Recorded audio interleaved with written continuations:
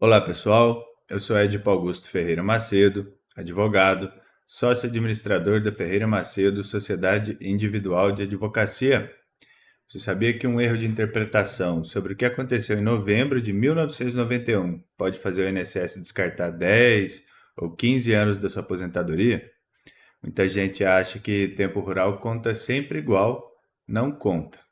Existe uma barreira invisível nessa lei que separa quem paga de quem não precisa pagar nada. Se você é segurado especial ou empregador rural, o que vamos ler agora define se o seu benefício será concedido ou negado. Estamos vendo na tela é o artigo 215 da Instrução Normativa 128, que regula o reconhecimento de direitos no INSS. É o livro de regras que o servidor usa quando pega o seu processo. Nós vamos dissecar essa seção, perdão, a subseção, né? Trata especificamente do período rural. Vamos juntos, linha a linha. Começando aqui pelo inciso 1. O tempo de serviço do segurado que exercia atividade rural anterior à competência de novembro de 1991. O que isso significa na prática? Que qualquer atividade rural comprovada antes de novembro de 1991 entra na contagem de tempo de graça. Você não precisa ter pagado guia, não precisa ter recolhido nada na época. Trabalhou, provou, levou.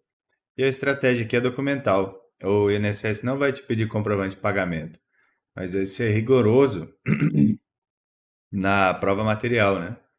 Notas fiscais, certidões de casamento, documentos de terra. Se você tem um cliente com 10 anos de roça antes de 91, isso é ouro puro para adiantar a aposentadoria, pois conta como tempo de contribuição para qualquer regra. Tá? E agora veja como o cenário muda, né?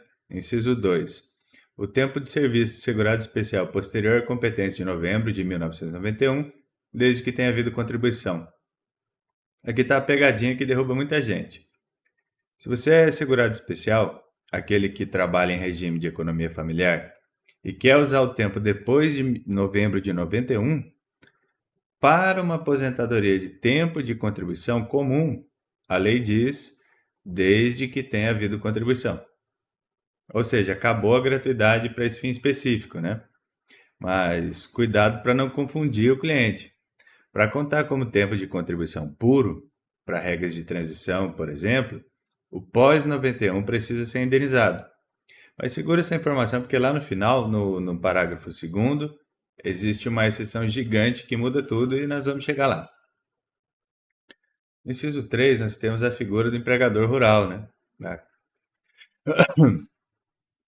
O período de atividade na condição de empregador rural, desde que comprovado o recolhimento de contribuições na forma da Lei 6.260 de 1975, com indenização do período anterior. Se você não era regime de economia familiar, mas sim empregador rural, né, tinha empregados permanentes, a regra é dura. Tem que provar que recolheu. Se não recolheu na época, vai ter que indenizar.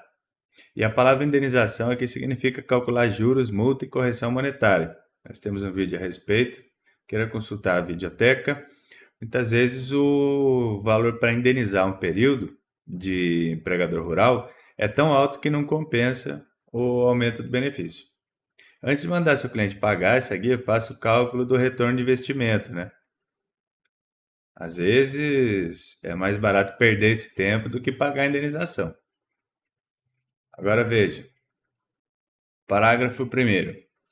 O tempo de serviço dos segurados que exerceram atividade rural em período posterior a novembro de 1991 deverá seguir as regras da categoria de segurado correspondente. O INSS está dizendo, acabou a bagunça, né? Depois de 1991, se você era empregado, tinha que ter a carteira assinada. Se era contribuinte individual, tinha que pagar carnê. O tratamento diferenciado rural começa a desaparecer para fins de tempo de contribuição. Né? E agora é necessário atenção total, né? Lembra que lemos no inciso 2 que precisava pagar depois de 91, veja como o parágrafo 2º cria uma exceção que salva a aposentadoria de milhões de brasileiros. Parágrafo 2º. Para fins de concessão do benefício previsto no artigo 257, o tempo de serviço do segurado especial posterior à competência de 1991 é contado como tempo de contribuição, ainda que não tenha havido recolhimento da contribuição.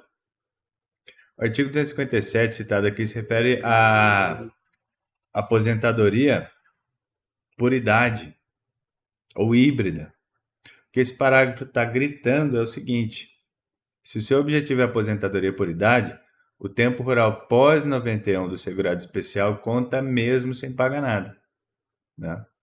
E essa é a distinção técnica que separa o amador do especialista. Quer aposentadoria por tempo de contribuição usando o período pós-91, tem que pagar. Inciso 2. Quer aposentadoria por idade híbrida, não precisa pagar. Parágrafo 2º.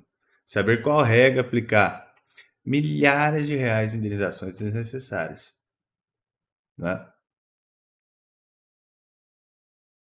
Então, resumindo, antes de 1991 é ouro. Conta para tudo e é de graça, basta provar. Após 1991 depende do benefício. Se for por tempo, prepara o bolso. Se for por idade, né, a isenção de recolhimento continua valendo para o segurado especial. O segredo não é apenas ter o tempo rural, é saber em qual gaveta do INSS encaixar esse tempo para não pagar a indenização à toa. Esse vídeo lhe foi útil? Dê um like, se inscreva no canal, compartilhe. Se tiver alguma dúvida, deixe aqui nos comentários e até a próxima.